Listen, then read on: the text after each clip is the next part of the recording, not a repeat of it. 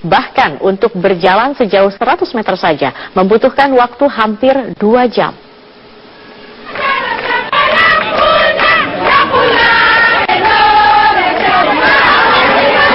Ahok didampingi sejumlah anggota tim pemenangan belusukan di kawasan perumahan warga Pulau Mas, Jakarta Timur. Dalam belusukan kali ini, pada awalnya Ahok mengaku ingin melihat permukiman yang dulunya kerap menjadi wilayah langganan banjir. Namun kini telah berkurang setelah normalisasi sungai selesai dilakukan. Tingginya antusiasme warga disambut baik oleh Ahok, bahkan untuk menyusuri rute belusukan yang hanya berkisar 100 meter, ini membutuhkan waktu hampir 2 jam lamanya.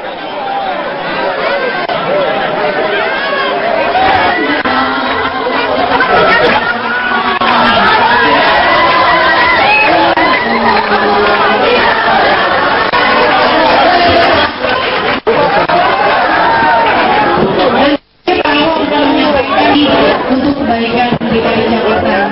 Saya kuliah di Tiluk, dia berantem sama pejabat, saya suruh. Batas akhir mau ujian, saya kasih aku, kalau kasih data. Calon Gubernur dan calon Wakil Gubernur DKI Jakarta nomor urut 1 Agus Harimurti Yudhoyono dan juga Silviana Murni hari ini berkampanye dengan mengunjungi sejumlah pulau di Kepulauan Seribu.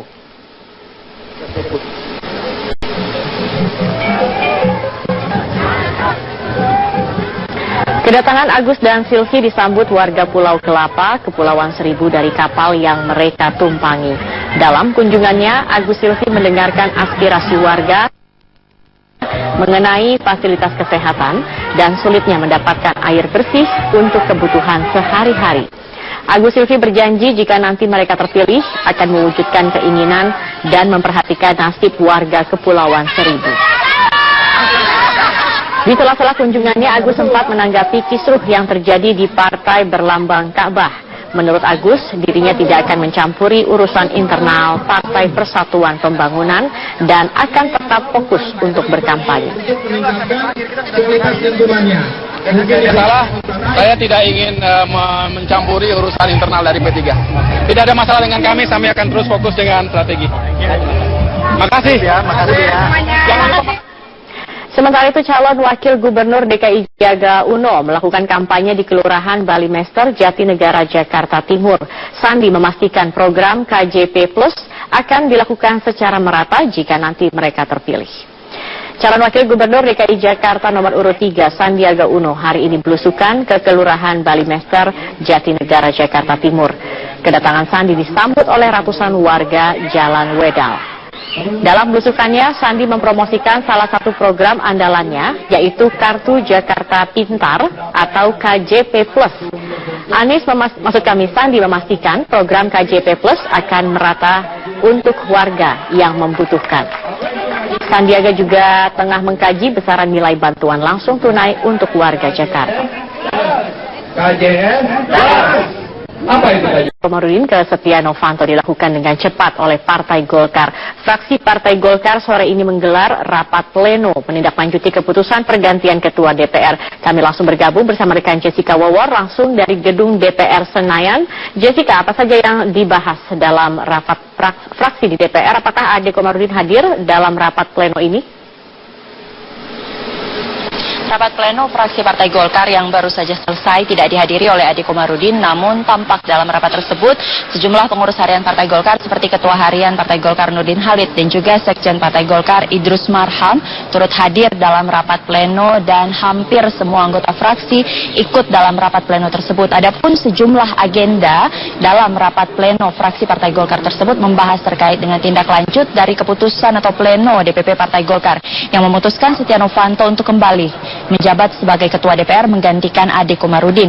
Menurut penjelasan dari pimpinan rapat tadi, baik dari pimpinan fraksi dan juga Nurdin Halid maupun Idrus Marham menyatakan bahwa tujuan dari rapat pleno tersebut adalah untuk menyampaikan apa yang sudah menjadi keputusan secara resmi dari DPP Partai Golkar sekaligus memberitahukan, menginstruksikan dan memerintahkan kepada seluruh anggota fraksi Partai Golkar untuk dapat menaati peraturan dan juga apa yang sudah menjadi keputusan dalam rapat pleno Partai Golkar. Tidak hanya hanya itu, baik Idrus Marham dan juga Nurdin Halid menyatakan bahwa keputusan dalam rapat pleno Partai Golkar yang sudah ditindaklanjuti oleh fraksi Partai Golkar ini harus ditaati oleh semua kader, dan nantinya semua kader layak untuk memperjuangkan dan mengawal proses pergantian pimpinan DPR, yaitu Ketua DPR dari Ade Komarudin kepada Setia Novanto.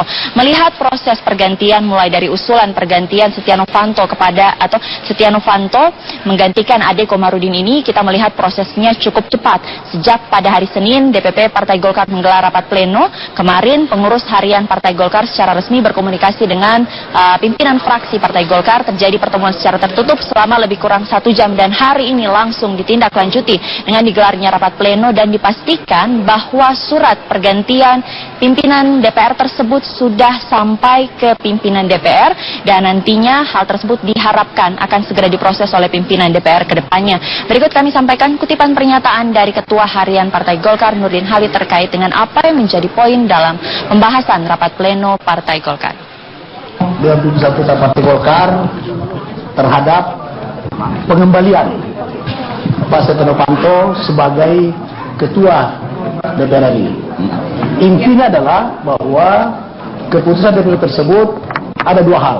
Yang pertama, menginstruksikan kepada pimpinan fraksi untuk mensolidkan seluruh anggota fraksi memperjuangkan, mengamankan dan memperjuangkan keputusan DPP Partai Golkar berkaitan dengan pergantian pimpinan DPR RI dari Pak Setia Novanto kepada Pak Ade Komarudin. Dari Pak Ade ke Pak Setia. Dari Pak Ade Komarudin ke Pak Setia Novanto, kebalik ya.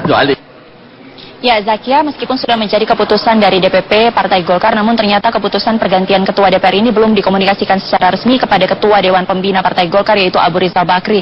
Sedangkan menurut ketentuan dalam anggaran dasar dan anggaran rumah tangga partai, segala kebijakan yang bersifat strategis harus dikomunikasikan dan mendapatkan pertimbangan dan juga masukan dari Dewan Pembina Partai, yaitu yang diketuai oleh Abu Rizal Bakri. Namun, menurut informasi dari pengurus harian Partai Golkar bahwa hingga saat ini Abu Rizal Bakri masih berada di luar negeri, sehingga belum bisa dimintai tanggapan terkait dengan rencana strategis yang sudah digulirkan oleh Partai Golkar. Zakia. Ya, Jessica, kemudian bagaimana dengan dinamika di DPR jelang pergantian Ketua DPR? Tentunya dinamika di DPR atau parlemen akan menjadi sangat menarik terkait dengan rencana penggantian Ketua DPR ini. Mayoritas fraksi yang kami temui pada dasarnya menyatakan menghormati apapun yang menjadi keputusan dari Partai Golkar. Pasalnya, rencana pergantian atau isu pergantian merupakan kewenangan dari masing-masing fraksi mengacu pada Undang-Undang MD3. Namun tentunya, masing-masing fraksi memberikan catatan apabila pergantian ini harus mempertimbangkan sejumlah aspek politis. Diharapkan nanti rencana pergantian Ketua DPR dari Ade Komarudin kepada Setia Novanto ini tidak akan menimbulkan kegaduhan, karena menurut mayoritas fraksi bahwa pergantian pimpinan DPR akan menjadi pertaruhan wibawa dan citra DPR. Diharapkan Partai Golkar telah membangun konsolidasi secara internal, baik dari anggota fraksi maupun juga anggota partai, dan diharapkan mampu menjalin komunikasi dengan sejumlah fraksi yang ada saat ini, mengingat nanti meskipun ini merupakan sekali lagi keputusan dan wewenang dari fraksi Partai Golkar, namun tentunya ada sejumlah tahapan yang harus dilewati oleh Partai Golkar dan juga fraksi Golkar sebelum mengajukan nama Setia Novanto untuk menggantikan Ade Komarudin. Ada rapat pimpinan yang harus dilalui dalam pergantian ini, dan juga nanti akan dilempar ke dalam rapat badan musyawarah, di mana nanti pimpinan fraksi akan menanggapi apakah nanti rencana pergantian bisa ditindaklanjuti dalam rapat paripurna, dan hal tersebut tentunya nanti akan disampaikan secara resmi dalam rapat paripurna. Apakah forum paripurna menyetujui adanya pergantian posisi Ketua DPR dari Ade Komarudin dikembalikan lagi ke Setia Novanto, mengingat Setia Novanto telah mundur dari jabatannya pada Desember 2015 dan Ade Komarudin baru menjabat selama 11 bulan. Kami masih akan menantikan bagaimana dinamika di parlemen jelang pergantian posisi pucuk pimpinan DPR. Demikian Zakia, kembali ke Anda di studio. Ya, baik, terima kasih Jessica Wawar atas informasi Anda. Dan pemirsa, Ketua DPR pada Desember 2015 karena tersangkut kasus papa minta saham, DPP Golkar kini mengusulkan Setia Novanto untuk kembali menjadi Ketua DPR. Jika ini terjadi, maka tercatat ada 2 kali penggantian Ketua DPR dalam kurun waktu setahun terakhir. Kita bergabung bersama dengan rekan kami Jessica Wawar langsung dari gedung DPR di Senayan, Jakarta untuk informasi selengkapnya. Jessica, seperti apa sebenarnya aturan main yang diatur dalam undang-undang untuk penggantian Ketua atau pimpinan DPR? Robert, proses pergantian ketua atau pimpinan DPR ini sebenarnya memang dimungkinkan melihat atau merujuk pada ketentuan yang ada berdasarkan undang-undang, baik Undang-Undang Nomor 17 Tahun 2014 atau Undang-Undang MD3 maupun juga yang diatur dalam Peraturan Nomor 1 Tahun 2014 tentang tata tertib DPR. Kita melihat bagaimana sebenarnya ketentuan pergantian pimpinan DPR yang ada di Undang-Undang MD3 dalam atau di layar kaca Anda bisa melihat pada pasal 87 ini memang diatur terkait dengan bagaimana sebenarnya mekanisme pergantian pimpinan atau apakah pimpinan DPR dapat diberhentikan. Pimpinan DPR dapat diberhentikan dengan catatan pertama jika pimpinan DPR meninggal dunia, kemudian mengundurkan diri. Mengundurkan diri atau poin kedua ini menjadi jalur yang kemarin dipilih oleh Setia Novanto pada saat berhenti dari jabatannya sebagai ketua DPR. Kemudian yang ketiga dinyatakan diberhentikan.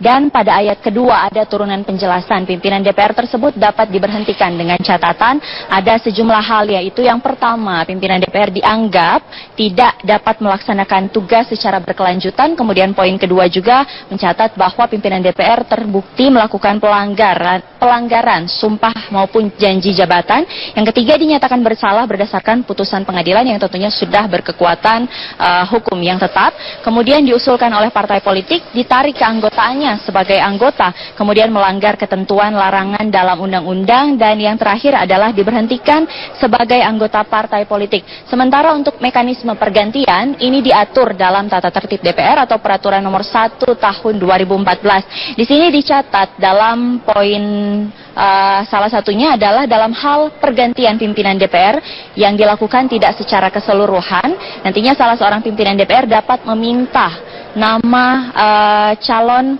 ketua maupun wakil ketua yang berhenti kepada fraksi partai politik. Dan pimpinan DPR menyampaikan nama pengganti ketua dan atau wakil ketua, atau artinya nama yang sudah diajukan secara resmi dari fraksi untuk menggantikan posisi pimpinan DPR yang dinyatakan diberhenti atau diberhentikan ke dalam forum paripurna. Namun tentunya sebelum masuk ke dalam forum rapat paripurna, surat pergantian usulan pimpinan DPR tersebut harus terlebih dahulu dibahas oleh pimpinan DPR bersama dengan pimpinan fraksi yang ada melalui rapat konsultasi pengganti bersama dengan Badan Musyawarah. Dan hal tersebut nantinya akan dibahas apakah rencana pergantian pimpinan DPR dapat diterima oleh fraksi sebelum akan disampaikan secara resmi dalam sidang paripurna. Robert. Lalu bagaimana dengan tanggapan berbagai fraksi dengan rencana ini?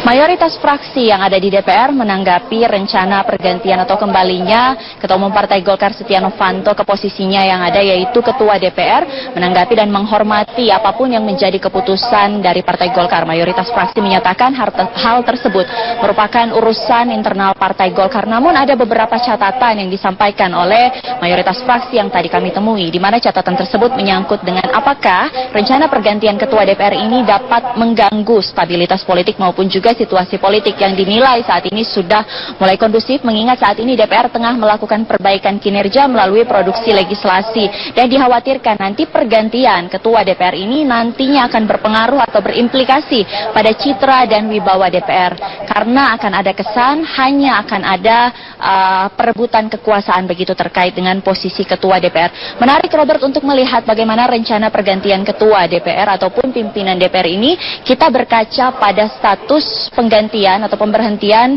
posisi wakil ketua DPR, yaitu Fahri Hamzah. Kita ingat pada bulan April 2016 partai atau PKS secara resmi memecat Fahri Hamzah, dan bahkan pada bulan April 2016 tersebut PKS sudah mengajukan nama politisi PKS yaitu Ledia Hanifah untuk secara resmi menggantikan Fahri Hamzah. Namun nyatanya sudah 7 bulan berjalan, Fahri Hamzah saat ini masih menjabat sebagai wakil ketua DPR. Ini membuktikan bahwa proses pergantian pimpinan DPR tidaklah hal yang mudah, karena ada beberapa aspek politis yang harus dipertimbangkan oleh fraksi yang berwenang untuk mengganti, maupun juga bagaimana sebenarnya situasi dan konsolidasi internal baik yang ada di fraksi Partai Golkar maupun yang ada di DPR sendiri. Bola terkait dengan pergantian ketua DPR ini apakah nanti masih akan berada di tangan Ade Komarudin ataukah nanti akan kembali berpindah ke Setia Novanto, saat ini sebenarnya tengah berada di pimpinan DPR. Rencananya fraksi akan mengirim surat kepada pimpinan DPR dan jika pimpinan DPR akan memproses rencana pergantian tersebut, nantinya bisa dibahas ke Bamus ataupun dilanjutkan ke rapat paripurna. Berikut kami hadirkan kutipan pernyataan terkait dengan apa sebenarnya yang menjadi alasan Partai Golkar untuk mengganti posisi Ade Komarudin sebagai Ketua DPR dikembalikan kepada Setia Novanto. Bahwa DPP Partai Golkar telah mengambil keputusan secara bulat aklamasi tanpa ada komentar apapun dan semua mengatakan setuju ya untuk mengembalikan posisi Setia Novanto sebagai Ketua DPR. Pak Ade Komarudin adalah kader Partai Golkar yang terbaik ya, karena itu kemarin juga dikukuhkan menjadi Ketua DPR. Sebagai kader terbaik tentu memahami aturan-aturan partai, memahami proses-proses partai yang demokratis. Kami percaya bahwa Pak Ade Komarudin memahami keputusan ini sebagai kader terbaik. Pergantian Ketua DPR sesuai dengan usulan fraksi Partai Golkar ini mengacu pada klausul jika kita lihat pasal 87 Undang-Undang MD3 di ayat kedua poin D khususnya pergantian dilakukan berdasarkan usulan dari partai politik atau fraksi sesuai dengan ketentuan perundang-undangan yang berlaku. Kami masih akan menantikan Robert bagaimana bola pergantian Ketua DPR ini yang ada di tangan pimpinan. Apakah akan ditindaklanjuti ataukah kasus seperti pergantian pimpinan DPR di tangan atau seperti pada kasus Fahri Hamzah akan kembali terulang. Untuk sementara demikian, kembali ke studio Robert. Baik, terima kasih Jessica Wower atas informasi Anda.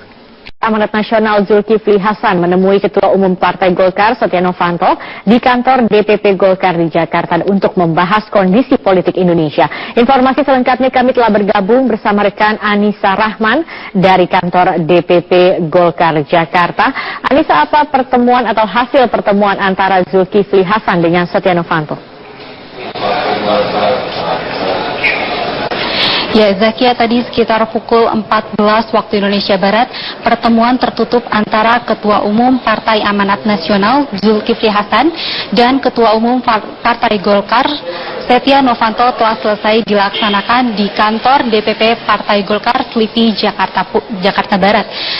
Selain dalam rangka silaturahmi antar partai politik, pertemuan ini juga membahas kondisi bangsa yang akhir-akhir ini cenderung fluktuatif. Ada 3 hal yang dibahas dalam pertemuan kali ini. Di antaranya adalah konsolidasi antar sesama partai pendukung pemerintahan untuk memberikan dukungan kepada pemerintahan Jokowi JK. Kedua, Partai Golkar dan Partai Amanat Nasional sepakat untuk sosialisasi nilai Pancasila dan membangun kestabilan bangsa. Dan yang terakhir membahas tentang stabilitas politik Indonesia agar pertumbuhan ekonomi semakin meningkat. Atas dasar itulah pertemuan ini dilakukan untuk menjaga stabilitas politik nasional agar pemerintahan berjalan seperti biasanya dan kembali membaik. Selain itu, Ketua Umum Partai Amanat Nasional Zulkifli Hasan juga menyampaikan bahwa dirinya dan teman-teman politik yang lainnya akan terus mendukung dan melanjutkan silaturahmi baik kepada tokoh masyarakat maupun tokoh agama seperti yang dilakukan oleh Presiden Joko Widodo. Dan berikut adalah pernyataan dari Ketua Umum Partai Amanat Nasional Zulkifli Hasan.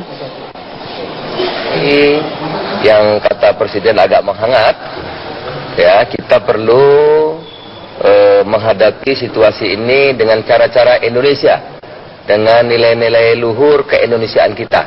Apa itu? Dengan silaturahim, saling berkunjung. Nah, oleh karena itu apa yang sudah dimulai oleh Presiden Pak Jokowi, ya, partai-partai juga mengikuti. Kami juga melakukan hal yang sama, saling berkunjung, ya, tukar pikiran, kita berdiskusi bagaimana agar para pemimpin, para elit-elit politik, para pejabat-pejabat tinggi, ya, mengeluarkan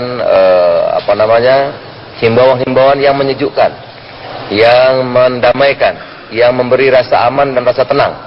Seperti Pak Jokowi Presiden kita selalu menyampaikan hal-hal yang membuat masyarakat menjadi sejuk dan teduh.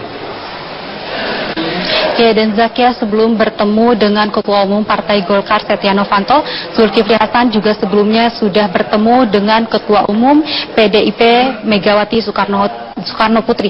Dalam pertemuan tersebut, Zulkifli Hasan membahas tentang masalah politik di Indonesia. Untuk sementara demikian yang bisa kami laporkan, kembali ke studio Zakia. Baik, Anissa Rahman, terima kasih atas informasi.